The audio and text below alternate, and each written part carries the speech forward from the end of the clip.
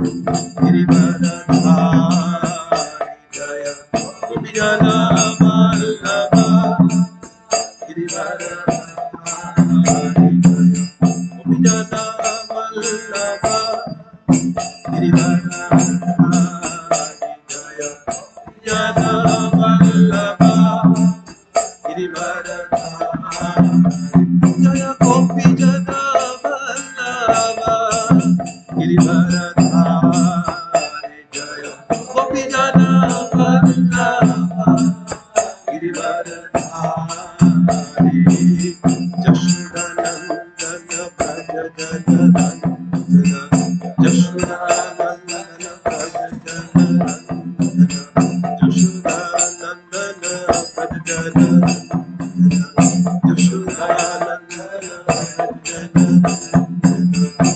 Jashodanandana Braja Janandana Jashodanandana Braja Janandana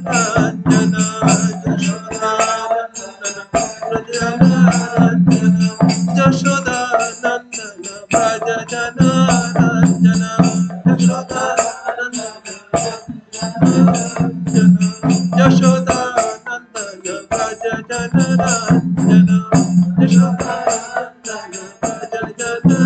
Janandana Yamuna Tira Vanatari Yamuna Tira Vanatari Yamuna Tira Vanatari Tira Vanatari Yamuna Tira Vanatari Yamuna Tira Vanatari Jaya Jaya Bihari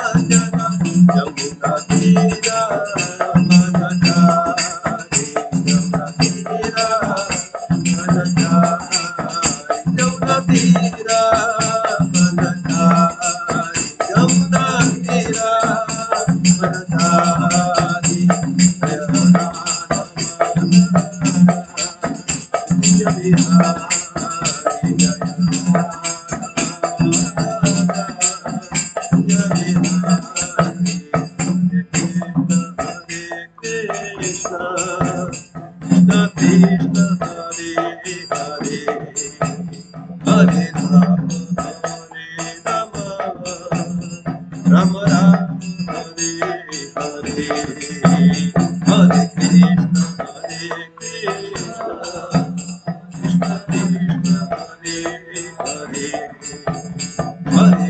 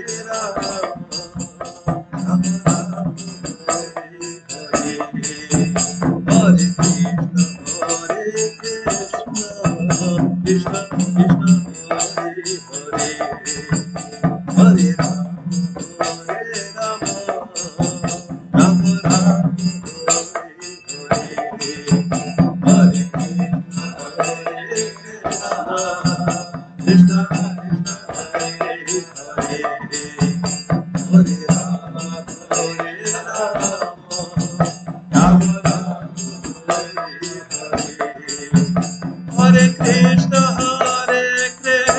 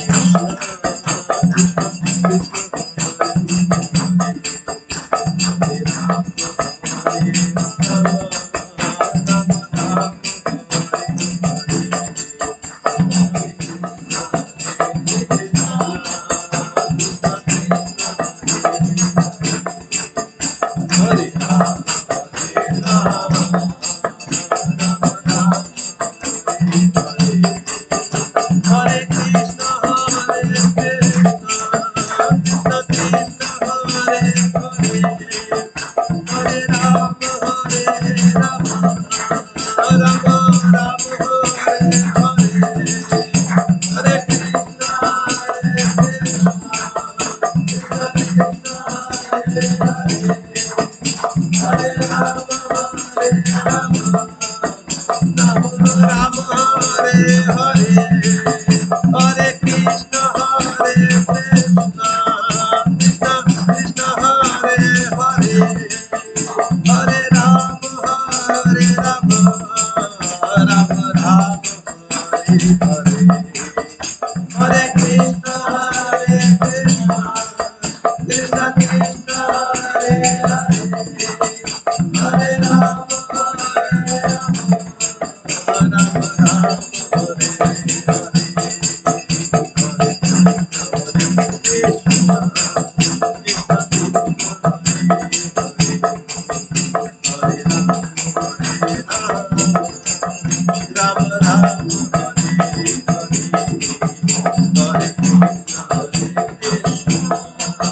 Krishna Krishna Hare Hare Ram Ram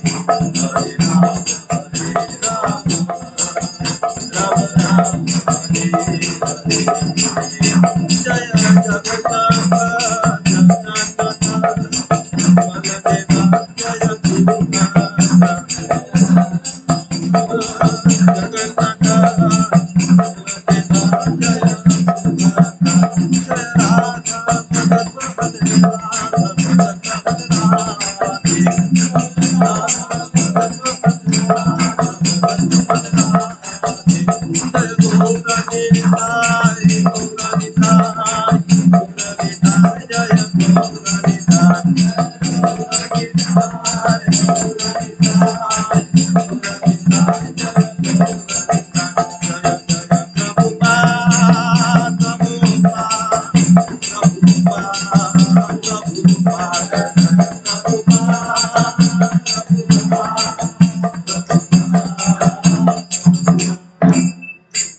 Shri Shri Jagannath गुरुदेव सुभद्रा महारानी की जय।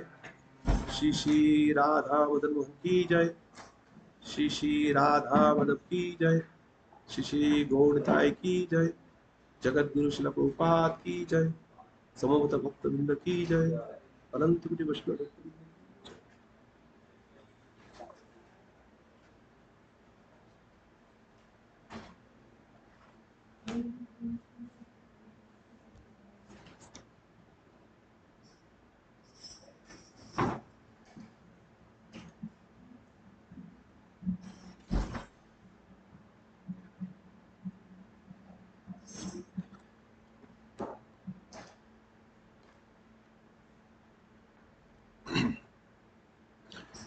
हरे कृष्णा। तो आज के सुबह का जो श्रीमद् भागवतम का कक्षा है, इसमें आप सब लोगों का हार्दिक स्वागत है। तो आज के जो श्लोका है जिसमें हम चर्चा करेंगे वो है श्रीमद् भागवतम की दूसरी स्कंद की 9वें अध्याय की 23वां श्लोक।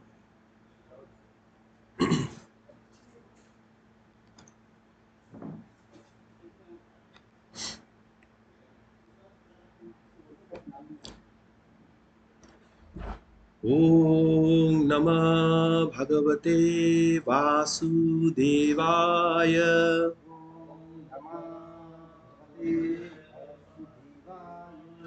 ओम नमः भगवते वासुदेवाय।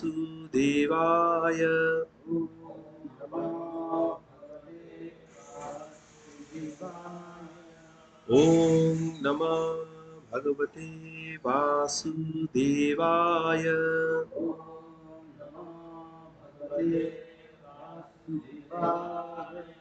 नारायणं नमस्कृत्य नरं चैव नरोत्तमं देवीं सरस्वतीं व्यासं ततो जयमुदीरयेत्। नष्टप्रायेषु अभद्रेषु नित्यं भागवत सेवया भगवती उत्तम श्लोके भक्तिर्भवति नैष्ठिकी।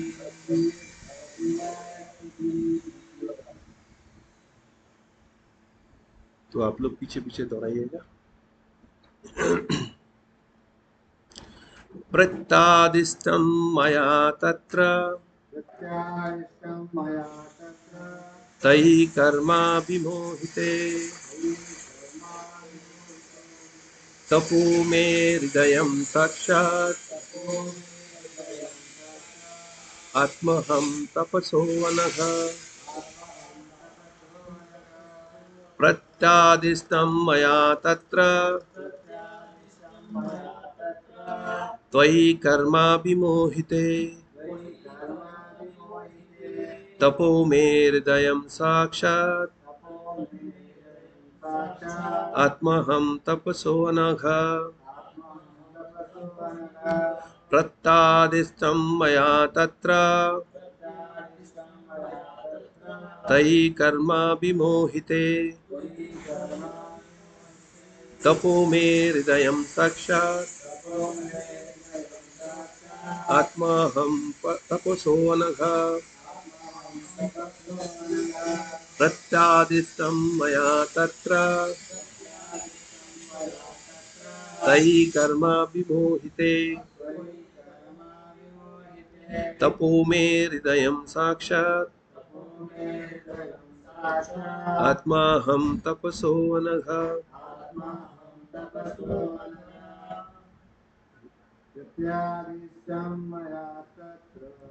प्रत्यादिष्टं मया तत्र त्वयि कर्माभिमोहिते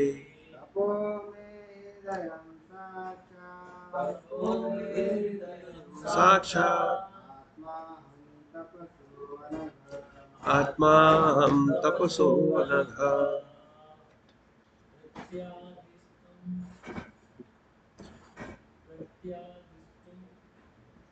मया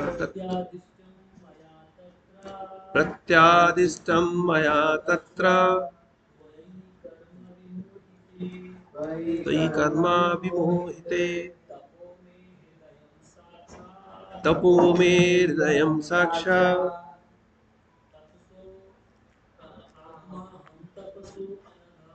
आत्माहं तपसो नघ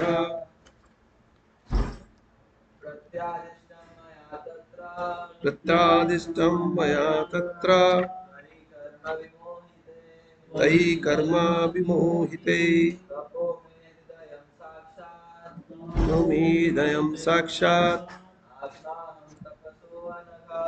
आत्माहं तपसो नघ और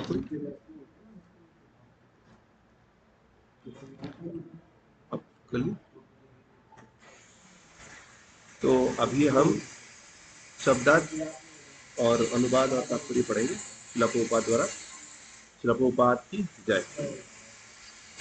प्रत्यादिष्टम दोहराइए, प्रत्यादिष्टम आदेश प्राप्त मया मेरे द्वारा तत्र के कारण त्वयि तुमको कर्म कर्तव्य विमोहिते मोहग्रस्त होकर तपस्या में मेरा हृदय साक्षात प्रत्यक्ष रूप से आत्मा जीवन तथा आत्मा अहम मैं स्वयं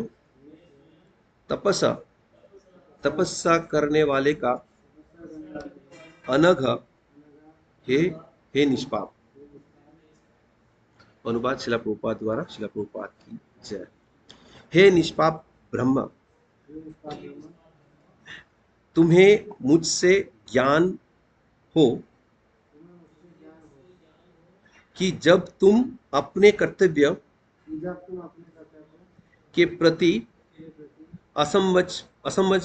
असमंजस में थे, तब सबसे पहले मैंने ही तुम्हें तपस्या करने का आदेश दिया था। ऐसी तपस्या ही मेरा हृदय और आत्मा है, अतः तपस्या मुझसे अभिन्न है। तात्पर्य शिला प्रभुपाद द्वारा। शिला प्रभुपाद की जय। जिस तपस्या से श्री भगवान का साक्षात दर्शन किया जा सकता है, उसे श्री भगवान की भक्तिमय सेवा समझ समझनी चाहिए और कुछ नहीं, क्योंकि केवल दिव्य प्रेमपूर्ण भक्ति भाव द्वारा ही श्री भगवान तक पहुंचा जा सकता है। ऐसी तपस्या श्री भगवान की अंतरंग शक्ति होती है और उनसे अभिन्न होती है। अंतरंग शक्ति के ऐसी कार्य भौतिक सुख से विरक्ति द्वारा प्राप्त होती है। अत्यधिक प्रभुत्व जताने की प्रवृत्ति के कारण ही जीवात्मा भौतिक बंधन में बंदी हो जाती है बंदी हो जाती है। किंतु श्री भगवान की भक्तिमय सेवा करने से मनुष्य सुख भोग की ऐसी प्रवृत्ति से विरक्त होता है।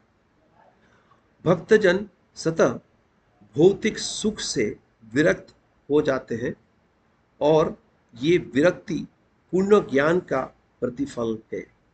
अतः भक्ति की तपस्या में ज्ञान तथा विरक्ति निहित होते हैं और वही दिव्य शक्ति का प्रकट है। यदि कोई श्री भगवान के धाम वापस जाने का इच्छुक है तो वो भौतिक मायावी संपत्ति का भोग नहीं कर सकता।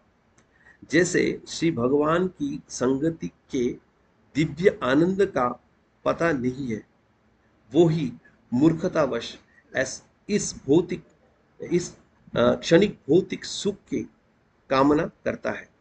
श्री चैतन्य चरितामृत में कहा गया है कि यदि कोई सचमुच श्री भगवान का दर्शन करना चाहता है और उसके साथ ही साथ भौतिक सुख का भोग करना चाहता है तो उसे मूढ़ ही समझना चाहिए।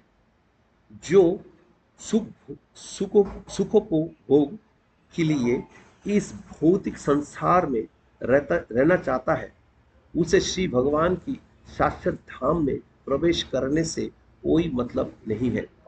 श्री भगवान ऐसे मूढ़ भक्त को समस्त भौतिक संपत्ति छीनकर उस पर अनुग्रह करते हैं।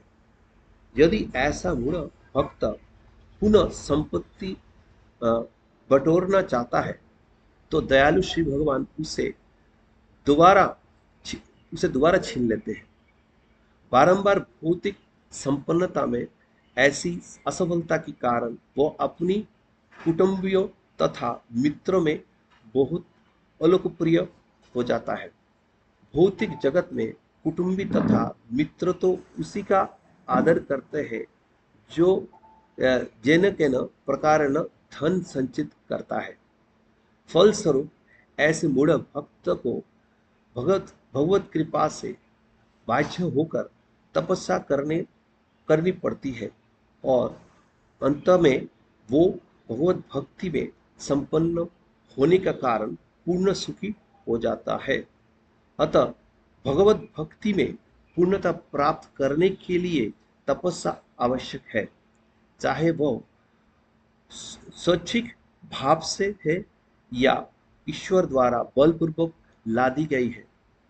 और ऐसी तपस्या ही श्री भगवान की अंतरंग शक्ति है।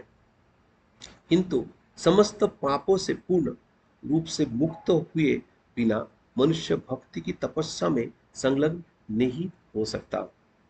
जैसा कि श्रीमद् भागवत गीता का कथन है, वो ही व्यक्ति श्री भगवान की पूजा में रत हो सकता है जो समस्त पापों से मुक्त हो।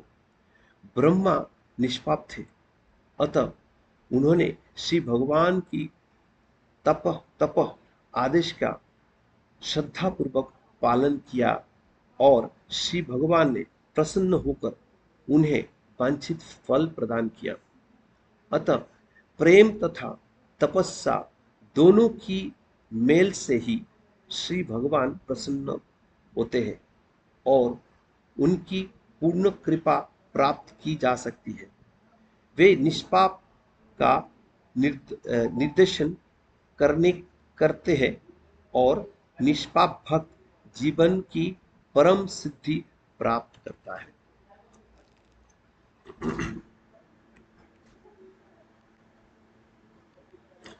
ॐ अज्ञानतिमिरन्धस्य ज्ञानाञ्जनशलाकया चक्षुरुन्मिलितं येन तस्मै श्रीगुरवे नमः।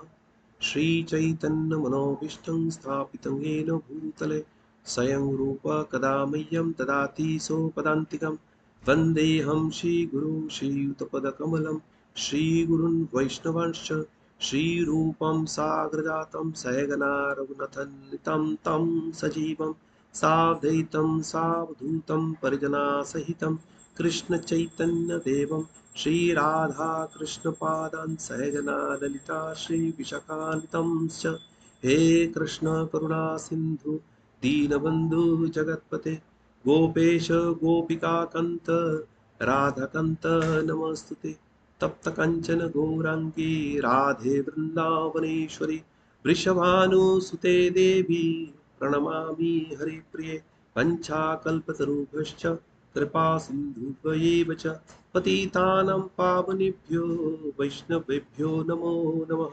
जय श्री कृष्ण चैतन्य प्रभु नित्यानंद श्री अद्वैत गदाधर शिवासादि गौर भक्त वृंद हरे कृष्णा कृष्णा कृष्णा हरे हरे हरे राम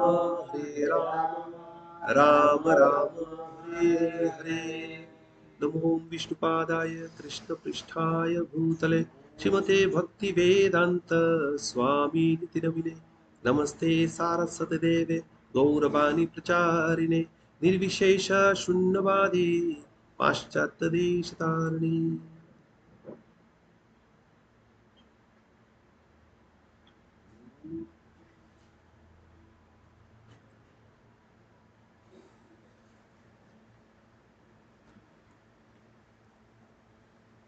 हरे कृष्ण।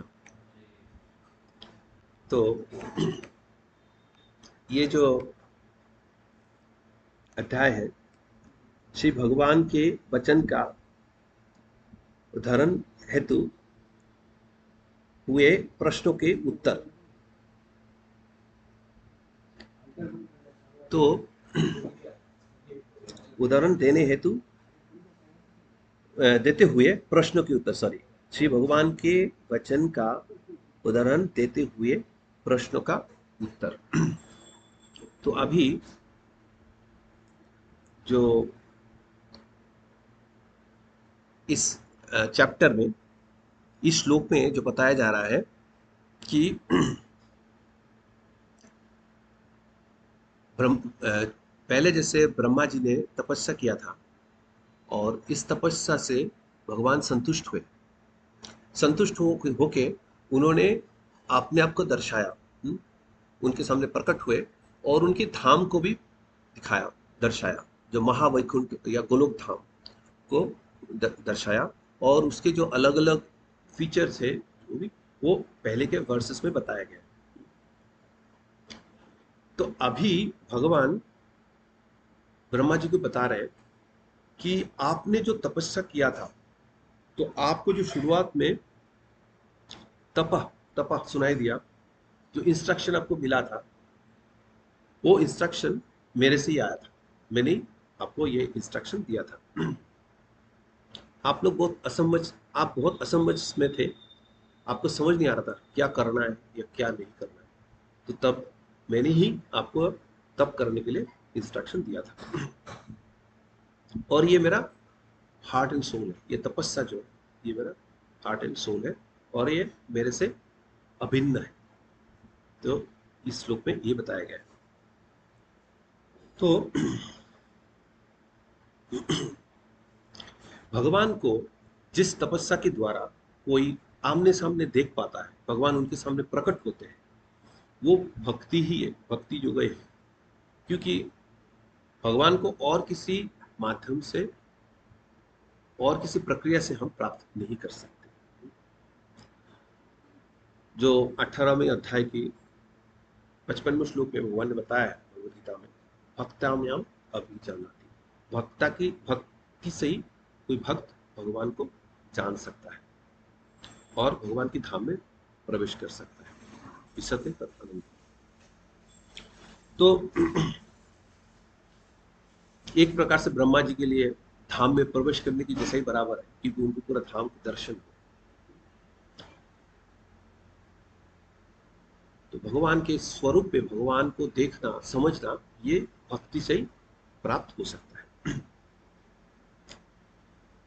उद्धव गीता में भगवान ने कहा है, भक्ता हम एक या ग्राह्य, कि भक्ति से ही, लेकिन वही बात है, भक्ति से ही भगवान को कोई प्राप्त कर सकता है।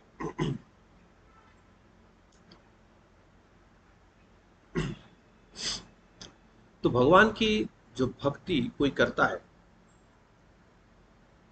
प्रेममयी भक्ति, और उसके साथ जब तपस्या जुड़ा हुआ होता है, तब हम भगवान को प्राप्त करते हैं। किसी के ऊपर ऊपर से थोड़ा बहुत प्रेम हो सकता है, वो निष्पाप प्रेम नहीं, थोड़ा बहुत जो नए भक्त को होता है, कि आए मंदिर में, आए भगवान के सामने प्रणाम किया, मिश्र भक्ति बेसिकली, और अपनी जो भी लिस्ट है, जो भी चाहिए उनको, वो सारे बताया भगवान को, प्रणाम किया, कुछ चढ़ावा चढ़ाए, चले गए। तो इसमें मुश्किल से कितना है, जो भी सेक्रीफाइस में थोड़ा बहुत जो भी चढ़ाया चढ़ाया, बस उतना है। बट वो भगवान भक्ति देते हैं, भक्त के जितना भक्ति किया है ना, उसी की प्रोपोर्शन में देते हैं। तो ये तो भक्ति एक तरह से शुरू ही नहीं हुआ। नाम जप करना है, फोर रेगुलेटरी प्रिंसिपल फॉलो करना है, इस तरह से धीरे धीरे कोई आगे बढ़ता है, ठीक है ना। तो ऐसा नहीं कि सिर्फ भगवान मेरे है और मैं भगवान का हूँ, ऐसे बोलने से ही सिर्फ नहीं होता है, हमें तपस्या भी साथ साथ करना पड़ता है। जो कुछ लोग ना, उनके अंदर क्या बोलते हैं, फॉल्स इंटेलिजेंस आ जाता है, कि उनको अगर आप पूछोगे कि आप क्या किसी संस्था के अंतर्गत हो, आपकी क्या कोई गुरु है, तो बोलेंगे नहीं, संस्था के अंतर्गत मैं नहीं हूँ, और कृष्ण मेरा गुरु है, और वो कोई मुझे नहीं चाहिए, तो ऐसे सीधा बोल देंगे। तो कभी कभी इधर उधर सुने होते हैं, तो मैंने किसी को ऐसे ही बोल दिया था, कृष्ण ने कहा था आदि पुराण में, कि जो मेरा डायरेक्ट भक्त है वो मेरा एक्चुअल भक्त नहीं है, जो मेरा भक्त है वही मेरा असली भक्त है। हाँ, ये बात भी सही है। तो ऐसा है, जिसको पता है वो बोलेगा ठीक है, फिर भी कितना उस बात को मान के आगे कितना कदम बढ़ाएगा वो अलग बात है, और जिनको पता नहीं हो तो सुनेगा ही नहीं। तो ऐसा है। तो बात ये है कि हमें भक्ति मतलब जो आचार्य के बताया हुआ भक्ति का जो रास्ता है, उसी को अपनाना है। जैसे प्रभुपाद की बात करें, तो प्रभुपाद ने फोर रेगुलेटिव प्रिंसिपल और मिनिमम 16 राउंड हरे कृष्ण महामंत्र चैंटिंग के बारे में बताया। बाकी और भी विधि विधान है, बट ये तो बेयर मिनिमम है। तो ये तपस्या तो हमें करना है। इंद्रिय का तपस्या मतलब हम जो फोर रेगुलेटिव प्रिंसिपल फॉलो करते हैं, वो इंद्रियों की तपस्या है। और मन की तपस्या ये जो 16 माला जप करते हैं, मनस्तैति मंत्र, मंत्र जप करते हैं, तो ये तपस्या में करना है। उसके अलावा भी हम एकादशी का व्रत पालन करते हैं, ये भी अलग लेवल का तपस्या हो। तो ये तपस्या करना है, तभी हम भगवान को प्राप्त कर सकते हैं।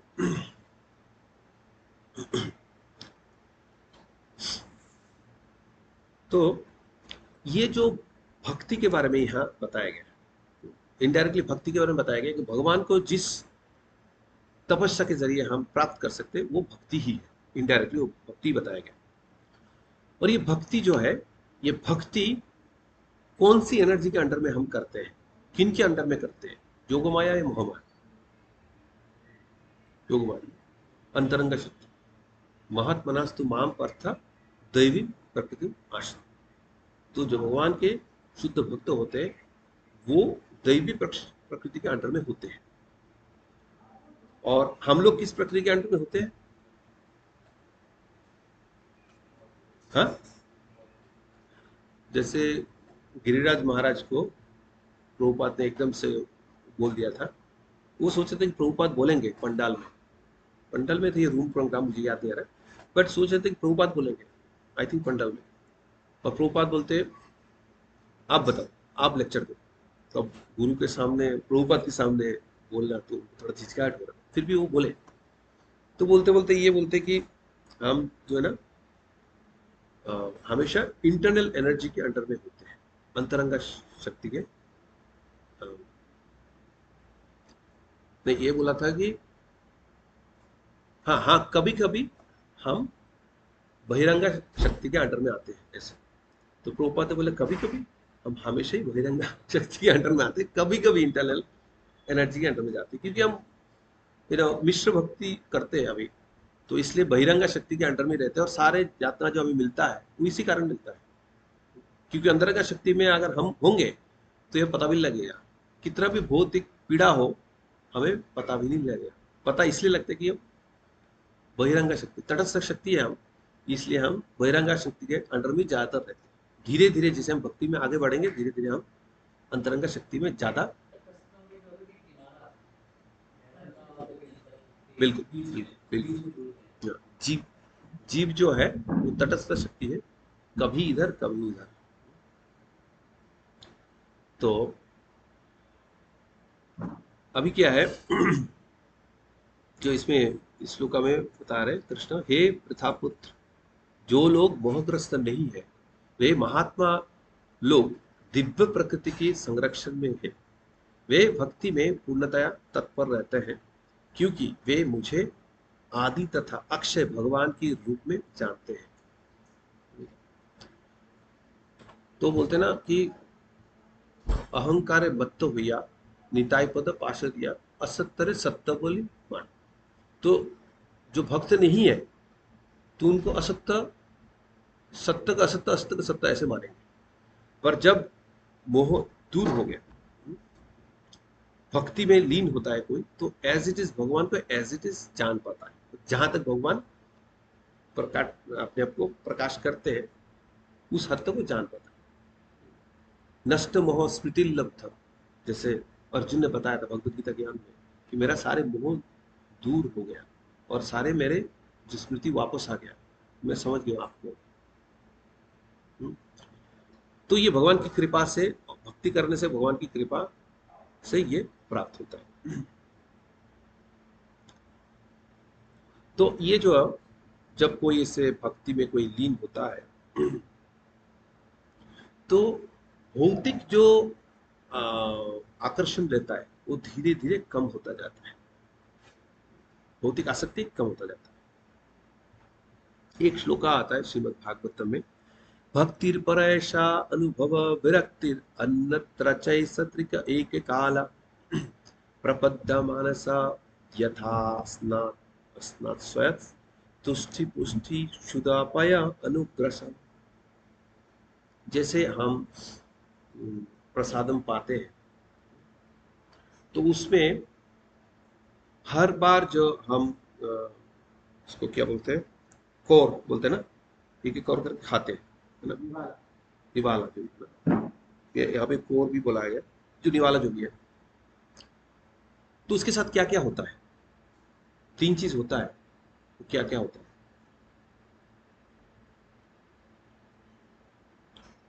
उसमें क्या क्या होता है? सुख मिलता है, हमें आनंद मिलता है ना,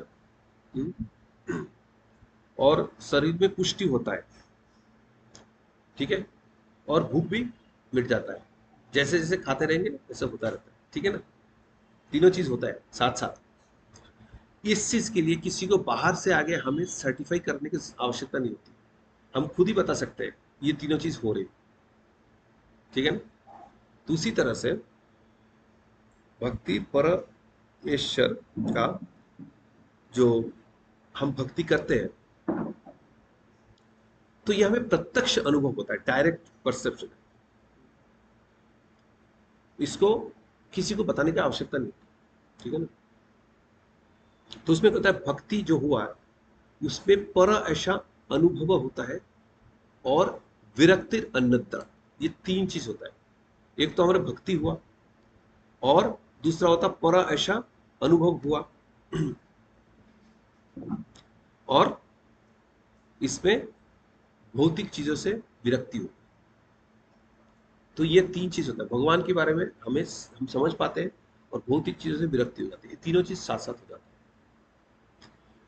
तो भक्ति परमेश्वर का, भक्ति कौमा परमेश्वर का प्रत्यक्ष अनुभव तथा अन्य वस्तुओं से वैराग्य, ये तीन चीज, भक्ति, परमेश्वर का अनुभव और अन्य वस्तु से विरक्ति।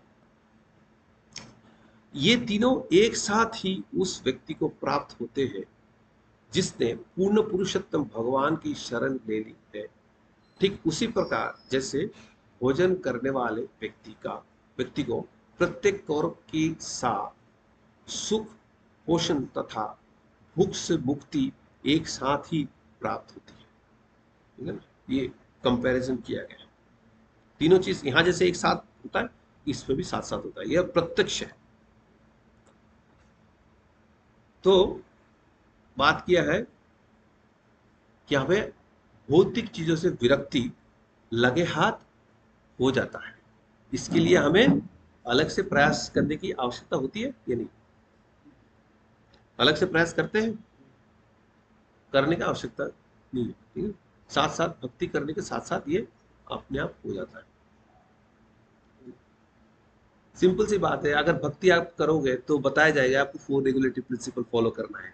जब आप फॉलो करोगे और आप फिक्स्ड हो जाओगे उसमें, ऑटोमेटिकली बहुत चीजों से आपका मन उब जाएगा। ठीक है ना, ऐसे और भी चीजें हैं। जब हम एकादशी का व्रत करते हैं, मंत्र जप करते हैं, तो अपने मन को दूसरी चीजों से हटाने की कोशिश करते हैं। समय के साथ साथ हमें और भी सफलता मिलेगा। तो इस तरह से हम आगे बढ़ते हैं, भगवान को दर्शन करने आते हैं। अगर दर्शन करने नहीं आते हैं, पूजा नहीं करते, तो उस समय वो कुछ और कर रहे होते। तो जो और कर रहे होते कुछ, भगवान की कथा सुनने आते उस समय और कुछ कर रहे होते। तो ये सारी चीजों से हम मन को धीरे धीरे हटा रहे हैं ना, तो धीरे धीरे करके विड्रॉ कर रहे हैं। अगर हम जब हमने भक्ति शुरू किया था तब से कंपेयर करेंगे तो हमें पता लगेगा कितनी सारी भौतिक चीजों से हमने अपने आप को दूर किया है। आगे और भी हमें सफलता मिलेगी जैसे जैसे हम आगे बढ़ेंगे। तो भगवत गीता में जो दूसरी अध्याय में आता है, विषया विनिवर्तन्ते निराहार देहिना रसवर्जम रसाप्यस्य परम दृष्टा निवर्तते। तो ऐसे अगर दूसरी प्रक्रिया से, भक्ति के अलावा दूसरी प्रक्रिया से अपने मन को सप्रेस करके, इंद्रियों को सप्रेस करके आप रखोगे, तो ये उसी प्रकार का प्रयास है। जब कोई व्यक्ति जॉन्डिस वगैरह होता है तो बोला जाता है कि आप अलग अलग चीज बोला जाता है, ये मत खाओ वो मत खाओ, ऐसे होता है ना रेस्ट्रिक्शन। तो उसका क्या सब चीजों से वैराग्य हो जाते हैं? नहीं ना, वो सोचता है कि मैं कब बीमारी से बाहर आऊं, उसके बाद तो दवा के खाऊंगा। ठीक है ना, उसी प्रकार जैसे कोई नया भक्त है, उसको अगर किसी तरह से आप निर्जला उपवास करवा लिए, तो उसके बाद देखना कैसे दबा के खाएगा। ठीक है, वो सोचेगा भी नहीं कि मुझे धीरे धीरे व्रत खोलना है, जो भी है। तो जब किसी को परम दृष्टि नहीं बरतते, जो उसको हायर टेस्ट जब किसी को मिलेगा, तब आसानी से वो जो निम्न प्रवृत्ति है, निम्न आकर्षण जो भी है, उसको आराम से छोड़ दे, परम दृष्टि नहीं बरतते।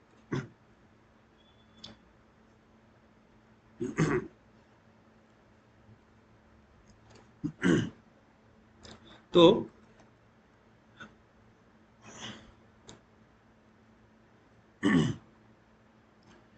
अभी क्या है,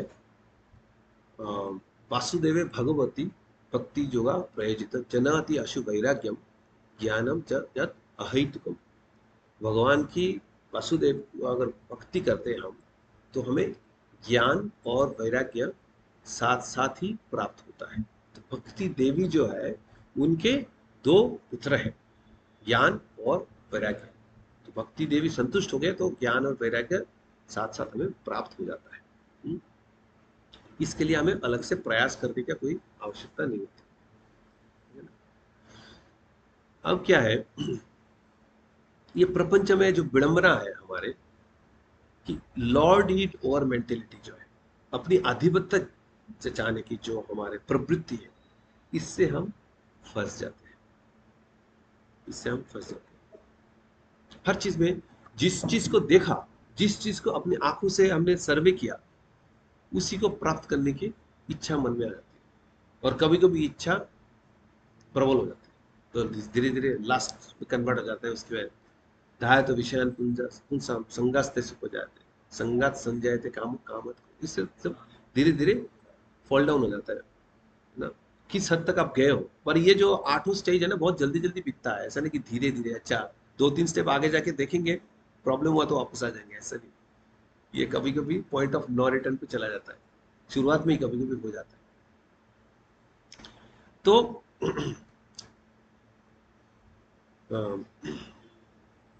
इस तरह से हम हर चीज को जो अपना बनाना चाहते हैं, उसके प्रभुत्व हासिल करना चाहते हैं, ये एक कारण भी है जिसके कारण हम इस भौतिक जगत में आए हैं। कृष्ण छाड़िया जे भोग वांछा करे, निकटस्थ और पाश्चात्य माया तारे चापोटिया धरे। माया करीब ही रहती है, आपने भगवान की तरफ देख रहे हो, हरे कृष्ण महामंत्र जप कर रहे हो, सब कुछ सही चल रहा है। अरे कल क्या किया था मैंने, कल का क्या, अरे बहुत अच्छा टाइम बिता था मैंने, बाहर किसी काम के लिए गया था।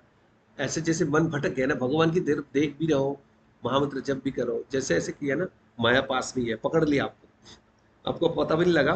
भगवान की तरफ आप देख रहे हो, एक्चुअली देख रहे हो, पर भगवान से मुंह अपने मोड़ लिया, देखते हुए मोड़ लिया, इसलिए माया ने आपको पकड़ लिया। ऐसा, तो माया बहुत करीब रहती है, दूर नहीं रहती है।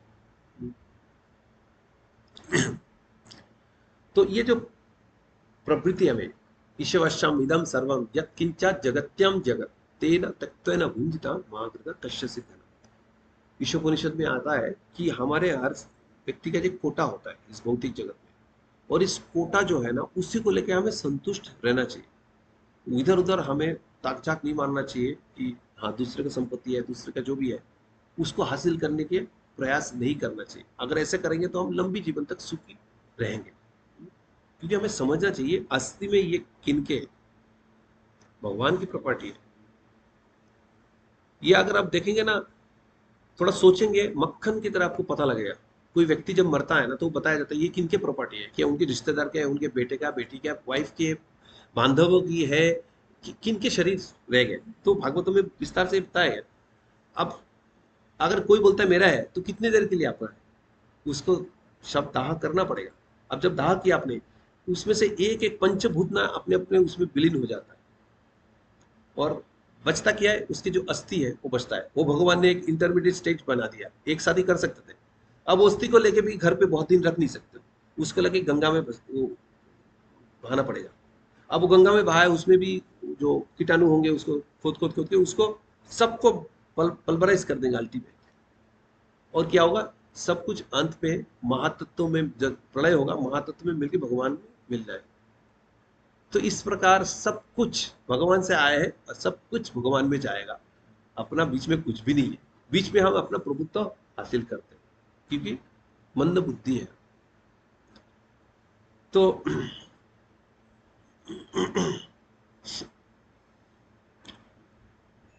तो इसलिए ये प्रभुत्व से बचने के लिए हमें हायर टेस्ट डेवलप करना है। भगवान की भक्ति करने से हम बहुत चीजों में जो हमें प्रभुत्व हासिल करने का मन करता है, उससे हम बच जाते हैं।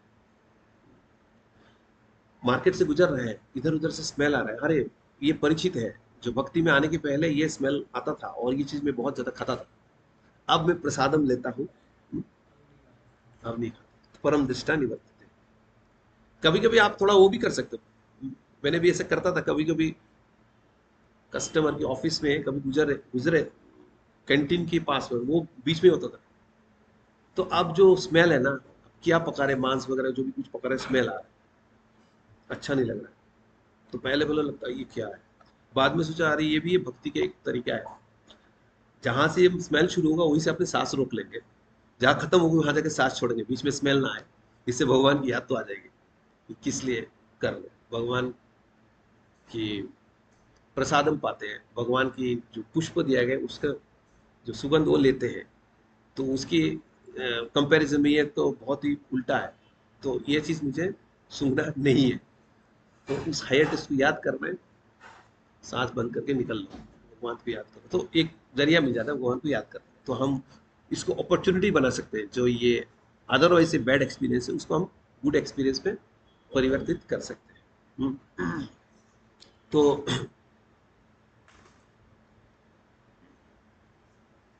तो भगवान की भक्ति करने से हम एंजॉयमेंट की जो प्रोपेंसिटी है उससे डिटैच हो सकता है, हो सकते हैं।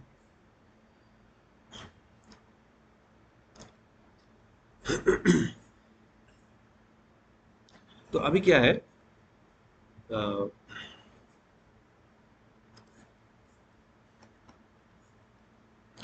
जो मनुष्य की बुद्धि, मन, श्रद्धा और शरण सभी परमात्मा में स्थिर हो जाते हैं, तब वो पूर्ण ज्ञान के द्वारा समस्त संशय से मुक्त हो जाता है और मोक्ष की मार्ग पर सीधा अग्रसर हो जाता है। ये भगवत गीता से है। तद बुद्धय तद आत्मनास तन निश्चय तत्परायण, ये जो श्लोक है श्रीमद् भागवत गीता से आया। तो भगवान पे जब हम स्थित हो जाते हैं तब हमें ज्ञान प्राप्त होता है। उस ज्ञान से हम भगवान की तरफ आगे बढ़ सकते हैं। ददामी बुद्धि योगस्तम ये नाम हम उपायंती थी। चतुश्लोकी भागवत गीता में बताया है कि उसको हम बुद्धि योगा प्रदान करते हैं जिससे वो मुझ तक आ सकता है। तो भगवान वो ज्ञान प्राप्त करते हैं जो हमें आवश्यक है भगवान तक पहुंचने के लिए। तो इस प्रकार जो हम तपस्या करते हैं उसमें ज्ञान और वैराग्य शामिल होता है, क्योंकि यह तपस्या भक्ति योगा है। ठीक है। तो ये भगवान की आध्यात्मिक शक्ति का प्रकाश है जिससे हमें यह प्राप्त होता है। और ये जो डिटैचमेंट है ये भक्ति के अलावा और किसी प्रकार प्रक्रिया से प्राप्त करना बहुत ही मुश्किल है। जैसे ज्ञान योगा के बारे में जो भगवान ने बताया भगवत गीता में कि उसके जीवन क्लेश अधिकतर सम, ज्ञान योग से कोई आगे बढ़ना चाहता है तो उसको ऐसे ही बहुत क्लेश पाना पड़ता है। अब उस रास्ते में जो भी कुछ करना चाहता है, चाहे वो डिटैच होना चाहता है, उसमें भी क्लेश है। ठीक है ना। और समय का तो कोई गारंटी नहीं है। बहुनाम जन्मनाम ज्ञानवान माम प्रपद्यते, बहुत जन्म लगता है। उसी प्रकार है, योग सिद्धि प्राप्त करना कोई चाहता है, योग से भगवान को प्राप्त करना चाहता है, उसमें भी उसको बहुत जन्म लगेगा। वो भी भगवत गीता में बताया। तो भक्ति से हम बहुत जल्दी भगवान को प्राप्त कर सकते हैं। तो ये जो हमारा अटैचमेंट है ना, इसको मतलब डिटैच होकर उससे बाहर होना हमारे लिए बहुत मुश्किल काम है, क्योंकि हम मोड्स में रहते हैं। जैसे हमने बताया ना, महामाया की निगरानी में रहते हैं, अंडर में रहते हैं। तो इसलिए ये 3 गुण से हम बाहर नहीं आ पाते। 3 गुण से ऊपर जाने का क्या तरीका है?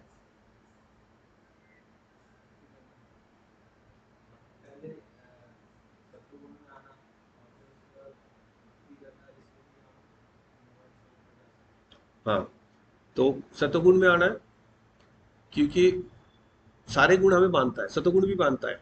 सतगुण में अगर होंगे ना तो हमेशा खुश रहने की इच्छा होगा, ज्ञान पाने की इच्छा, इस तरह से वो बांध लेता है। अब उससे भी ऊपर जाना है, ट्रांसेंडेंटल होना है। त्रैगुण्य विषय वेदा निस्त्रैगुण्य भवार्जुना। वेद का जो विषय वस्तु है कृष्ण स्वयं, जिनसे वेद का उत्पत्ति होते हैं, उन्होंने बोला है कि ये 3 गुण में है, इससे ऊपर जाओ। अर्जुन को बोला है निस्त्रैगुण्य भवार्जुन, तीनों गुण से ऊपर जाओ। और जाने की प्रक्रिया क्या है? माम च व्यवचारेण भक्ति योगेन सेवते सगुणान समुदिताय ब्रह्म भूयाय कल्पते। ये 14वें अध्याय की 26वां श्लोक है श्रीमद् भगवद गीता का।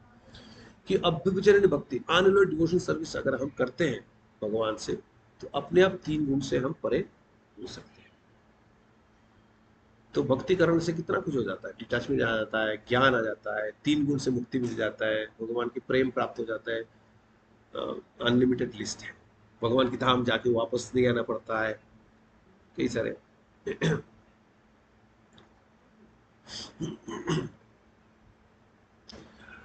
तो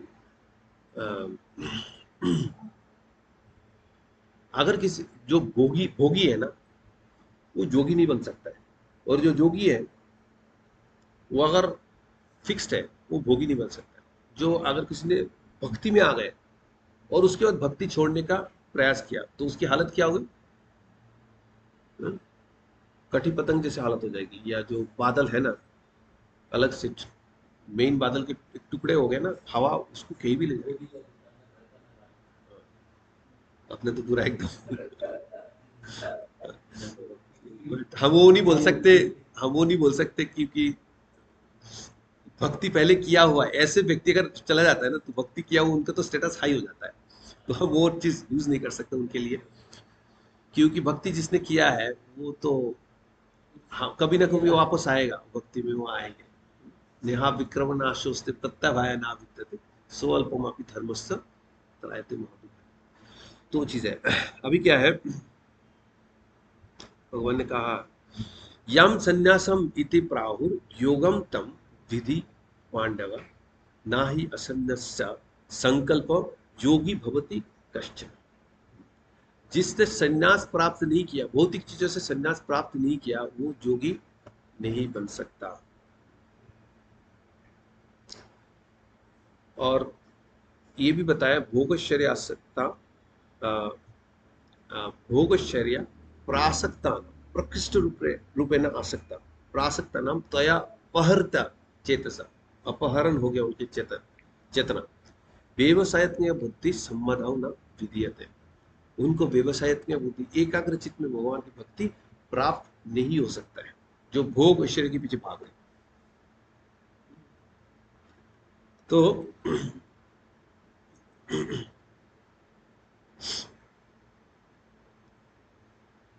जिनको भगवान की भक्ति के बारे में, भगवान के बारे में अच्छी तरह से पता नहीं, तो ये भगवान की जो सृष्टि में जो टेम्पररी चीज है उसी के पीछे भागते रहते हैं जीवन भर और life time after life time.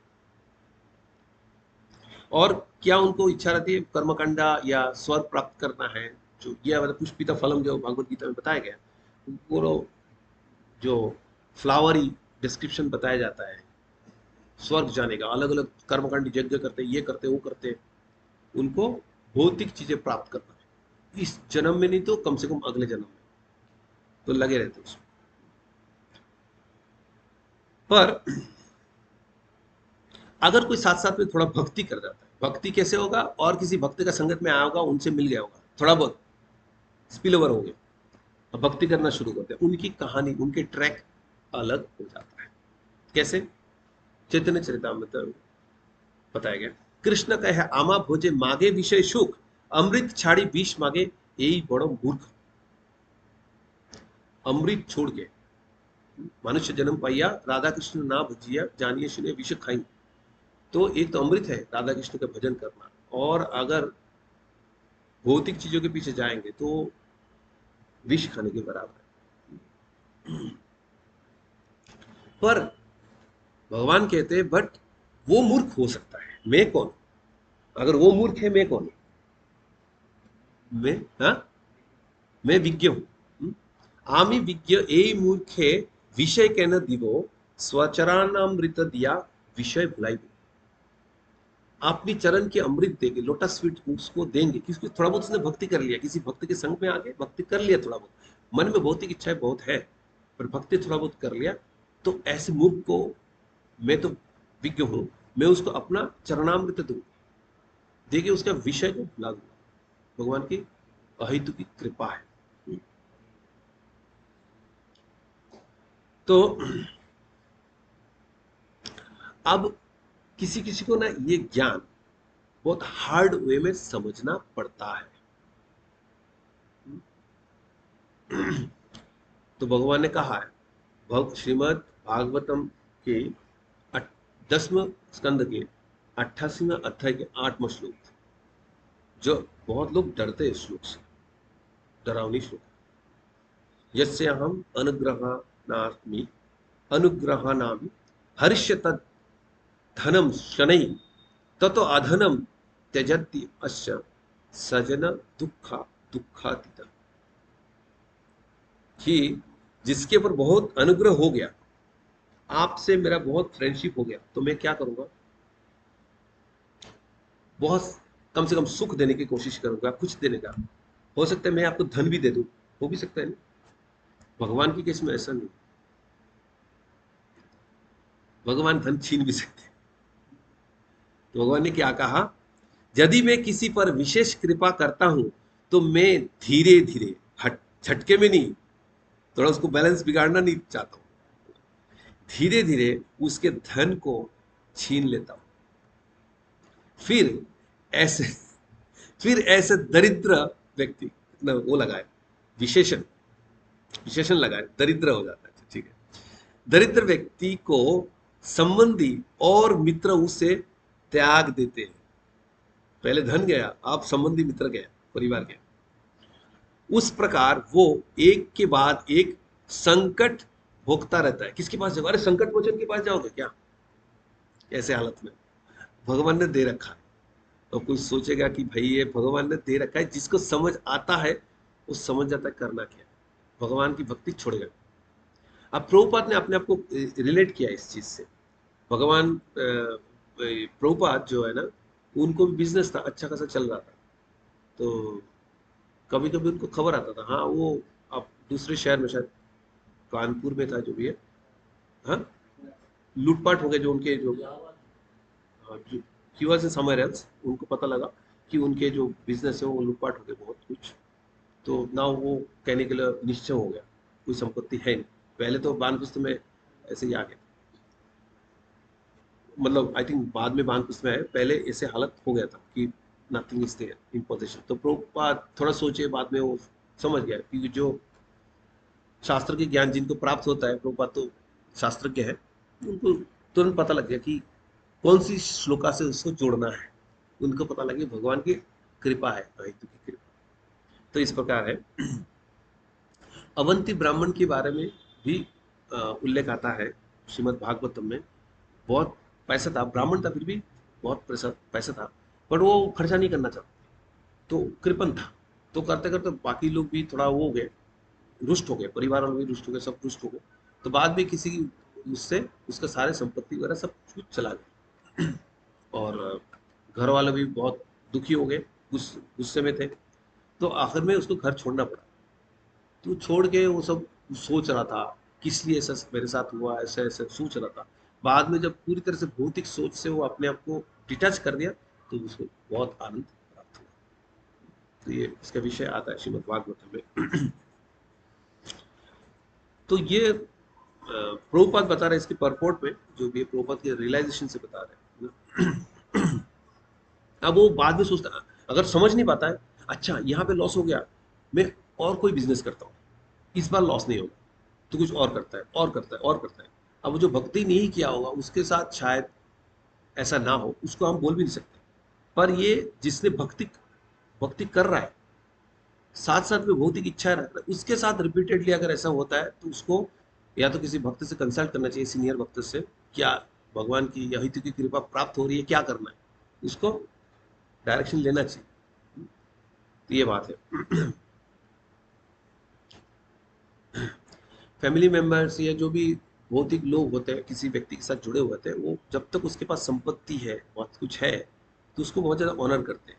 जब उसके पास कुछ नहीं होता है तो उसका कोई वैल्यू नहीं होता। तो ऐसी चीज़ है।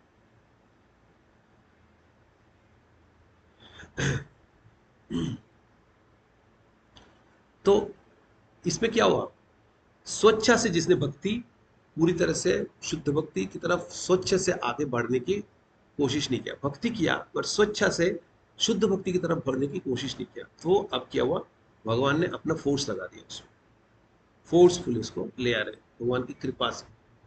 भगवान की कृपा ऐसे लगेगा नहीं, सब कुछ जा रहा है तो कृपा कहाँ से पता लगेगा। बट जब हम बोलते हैं टॉप व्यू से देखेंगे, या लॉन्गर जो अपनी मल्टीपल लाइफ साइकिल्स के जो है ना, अलग अलग जन्म मृत्यु के जो बंधन, बिगर पिक्चर जब देखेंगे, तब हमें पता लगेगा कि भगवान की कृपा। नहीं तो हम थोड़ा बहुत कमाते हैं, उसके बाद धीरे धीरे शरीर लुढ़क जाता है, ऐसे करता है, मर जाते हैं। वही होता, कितने दिन तक हम उसको एंजॉय करते हैं। पर भगवान ने उसको फास्टन किया, जल्दी से करके उसको तुरंत हमें भगवत धाम पहुंचाने के लिए कोशिश कर रहे हैं, जैसे वृत्रासुर के साथ हुआ था।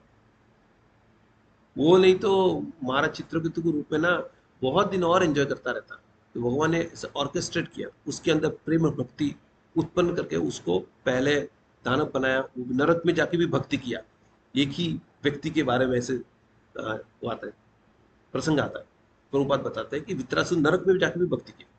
अब वो जो वित्रासुर के अंदर प्रेम भक्ति उत्पन्न हुआ और वो भगवत धाम वापस चला गया। प्रवचन अ, असुर से सूर, वो इंद्र को प्रवचन दे रहा था। ये ऐसे उल्टा बहुत कम होता है। ये कहानी, वो भी युद्ध क्षेत्र में, वो भी मुझे मारो, मुझे भगवत धाम जाना है, तुम अपना कर्तव्य करो, इस तरह से कौन प्रवचन देता है। बट वित्रासुर ये सब कर रहे थे अर्जुन, इंद्र को। तो जो भी है, भगवान की कृपा से वो भगवत धाम चले गए बहुत जल्दी। तो वित्तरासुर पूरी तरह से कन्विंस थे ये भगवान की कृपा है। चाहे दधीची की जो हड्डी, शरीर की हड्डी से वज्र बना है, उससे भगवान की कथा, भगवान की डायरेक्शन के हिसाब से आगे इंद्र ने वित्रासुर को मारने की प्रयास कर रहा है, सफल नहीं हो पा रहा है, सब कुछ हो रहा है, पर वित्रासुर पूरा कन्विंस्ड है। दिखने में लग रहा है भगवान की कृपा उस तरफ है, पर असली अहितु की कृपा तो मुझे ही प्राप्त हो रहा है, उसको पूरा कन्विक्शन है। तो इस प्रकार हमें भगवान की तपस्या करनी है। और ये जो 4 रेगुलेटरी प्रिंसिपल हम फॉलो करते हैं, 16 माला हम जप करते हैं, ये तपस्या ही है। और भी साथ साथ में हम जो भी व्रत वगैरह करते हैं, तो इस प्रकार हम भगवान की इंटरनल पोटेंसी के अंडर में जाने की कोशिश करता है। तो यहाँ पे भगवान ने ब्रह्मा जी को अनघ अनघ अनघ जैसे माया नघा उसमें आता है ना भगवत गीता में, अर्जुन को भी कृष्ण ने अनघ बोला है कि सिनलेस, क्योंकि सिनलेस होना आवश्यक है हमें प्योर डिवोशन में पहुंचने के लिए। वाल्मीकि मुनि जब बहुत पाप कर रहे थे, तो इतना पाप कि राम नाम भी नहीं ले पाते, तो उनको मरा बोलने के लिए बोला गया, तो धीरे धीरे मरा मरा मरा बोलते हुए राम नाम आ गया, तो राम नाम लेते हुए पाप मुक्त हो गए। और उसके बाद कितनी बड़ी विशाल कार्य किया है उन्होंने रामायण का रचना करके। तो कहते हैं ना, every criminal has a future और every saintly person has a past, है ना। तो अगर आप वाल्मीकि मुनि की बात करो तो उनके भी एक पास्ट था, और अगर उसके बोलो जो रत्नाकर जो भी नाम था उस टाइम में, उसके भी फ्यूचर है, वो वाल्मीकि मुनि बन गया है। नारद मुनि की भी क्रिमिनल तो था, केस नहीं था, बट थोड़ा बहुत उनके ऑफेंस हो गया था। तो इस तरह से होता है। तो हम लोग भी अभी भी बहुत कुछ पाप कर रहे होंगे, बट पहले भी बहुत किए होंगे, वहां से भगवान की कृपा से, भक्तों की संगत से जो भी कुछ अभी की स्थिति में आए। तो इस प्रकार हमारा भी, हम भी कभी क्रिमिनल थे, और अगर ध्यान से भक्ति नहीं किए तो आगे का पता नहीं, बट भगवान की कृपा के ऊपर हमें भरोसा करना पड़ेगा। तो इसी प्रकार भगवान की भक्ति के साथ हम जब पेनेंस को जोड़ेंगे, तभी हम भगवान को प्राप्त कर सकते हैं। एंड जो कोई सीनलेस होगा, ये शांत अंतगतम पापन जननाम पुण्य कर्मणा ते दंड महानिरुक्त भजित हम दृढ़वत। तो जब हम 28वां श्लोक 7वें अध्याय का, उसमें बताते हैं कि जब हम सिनलेस होंगे तब भगवान की भक्ति दृढ़ता के साथ हम कर पाएंगे, वो प्योर डिवोशन है। ऐसे तो साथ हमारे साथ जो हम अभी जो भक्ति कर रहे हैं, वो मिश्र भक्ति कर रहे हैं, वो थोड़ा बहुत तो पाप का रिएक्शन तो है ही हमारे अंदर, अनजाने में जाने में किए जा रहे हैं। मिश्र भक्ति हो जाता है, बट प्योर डिवोशन पूरा सिनलेस होकर हम कर सकते हैं। और जब इस प्रकार हम प्रेम प्राप्त होता है भगवान की, तो हम भगवत धाम वापस जाते हैं। यहाँ पे तो गोलोक वृंदावन की बात होगी, और हमें इसके लिए क्या प्राप्त है? गोलोकेर प्रेम धन हरिनाम संकीर्तन। तो हरिनाम संकीर्तन करके हम भगवत धाम इस प्रकार वापस जा सकते हैं। यही हमारा पेरेंट्स है इस कलयुग का, जो कई सारे है उसमें से संकीर्तन युग धर्म है। यही यज्ञ है और यही पेरेंट्स है। यज्ञातार्थ कर्मण अन्यत्र लोकोयम कर्म बंधन। तो ये सर्वोच्च क्रिया है जो भगवान की प्रसन्नता के लिए हम करते हैं। तो यही यज्ञ है और यही हमारा तपस्या है, मन की तपस्या है, परिणाम संकीर्तन। तो इस प्रकार आज की कथा को यहीं पे विराम देते हैं। हरे कृष्णा कृष्णा कृष्णा हरे हरे, हरे राम राम राम हरे हरे। ग्रंथराज श्रीमद् भागवतम की जय। जगत गुरु श्री प्रभुपाद की